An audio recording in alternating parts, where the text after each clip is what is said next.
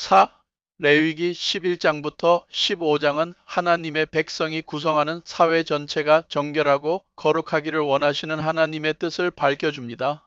고대 이스라엘에서 거룩한 삶은 정결한 것과 부정한 것을 분리하는 일과 긴밀하게 연관이 되어 있었습니다. 하나님께서는 거룩하시기에 인간이 부정한 것들로부터 깨끗하게 하고 난 다음에야 하나님 앞에 나아갈 수 있었습니다. 그런데 중요한 한 가지 사실은 악성 피부병에 걸린 사람과 일반 피부병에 걸린 사람들을 구별하여 전자를 격리함으로써 주위에 전염되는 것을 예방하는 역할을 한 지도자가 바로 제사장들이라는 점입니다.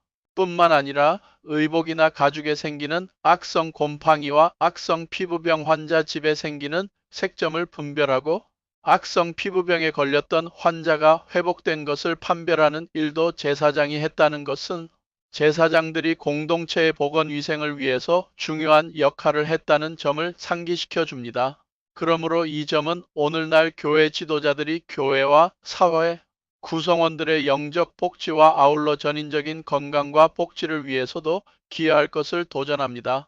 5. 속죄일에 관한 규례.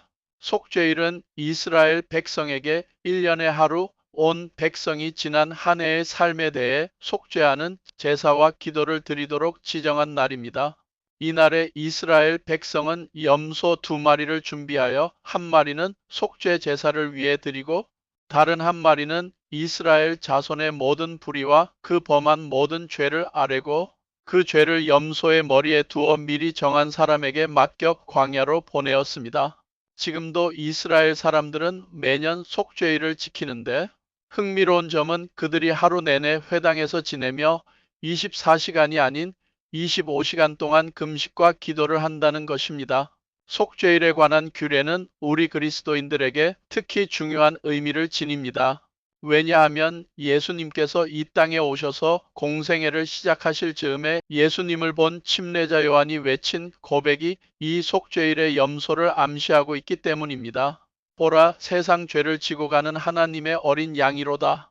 이스라엘 백성이 지난 한 해의 삶 속에서 범한 모든 죄를 용서받기 위해 광야로 아사셀 염소를 보내서 죽게 한 것처럼 예수님께서 십자가에 달려 온 인류의 죄를 단번에 용서해 주셨습니다.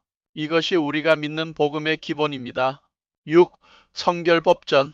성결법전은 출애굽기의 언약법전과 마찬가지로 하나님께서 이스라엘 백성의 삶의 모든 분야에서 거룩함을 유지하기를 원하신다는 점을 상기시켜 줍니다. 1장부터 7장이 제사를 드리는 일에 충실하도록 가르치고 11장부터 15장이 정결하고 부정한 것을 구별하는 일에 주의하도록 일깨우고 있다면 17장부터 26장의 성결법전은 그들이 성별되어야 할 여러 다른 분야들에 관하여 자세하게 소개하고 있습니다. 이 법전에 언급되는 규례들과 원리들은 오늘날 그리스도인들도 삶에 적용해야 할 것들입니다. 주요한 몇 가지들을 언급한다면 아래와 같습니다. 17장 피와 관련한 규례들, 즉 생명 존중 사상. 18장 성적으로 거룩하라. 근친상간, 이웃의 아내, 성적 학대, 동성애, 수간 등을 멀리하라. 19장 곡식을 거두거나 포도원의 열매를 따거나 떨어진 열매를 주울 때 가난한 사람과 거류민을 위하여 남겨두라. 도둑질, 거짓말, 거짓 맹세를 하지 말라.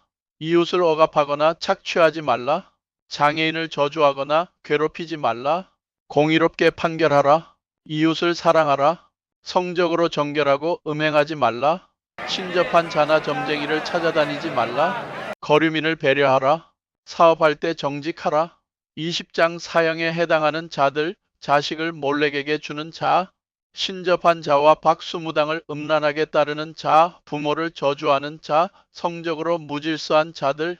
24장 법이 공정하게 집행되는 사회를 만들어라. 25장 안식년 제도와 희년 제도. 7. 레위기와 예수 그리스도. 레위기는 신약 성경 여러 곳에서 인용되거나 암시되어 예수님이나 신약 성경 저자들의 가르침을 강화해 주거나 그들의 가르침과 대조되기도 합니다. 특히 레위기는 예수님께서 왜 이 땅에 오셔서 죄인들을 대신하여 희생 제물이 되어야 했는지를 이해할 수 있도록 도움을 제공합니다. 제물로 드려지는 동물들이 흠이 없는 것이어야 하며 그것들이 죄인들을 대신하여 피를 흘려 죽어야 한다는 점은 죄가 없으신 예수님께서 십자가에 달려 피 흘리고 돌아가셔야 했던 이유를 깨닫게 합니다.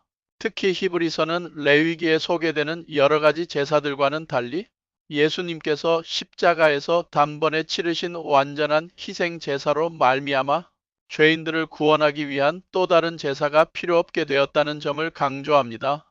한 걸음 더 나아가 히브리서는 예수님을 구약 성경에 언급되는 아론 계통의 제사장들과 아울러 멜기세덱과 같은 특별한 제사장보다 월등한 새 언약의 대제사장으로서 염소와 송아지의 피가 아닌 자신의 피로 영원한 속죄를 이루신 분으로 묘사합니다.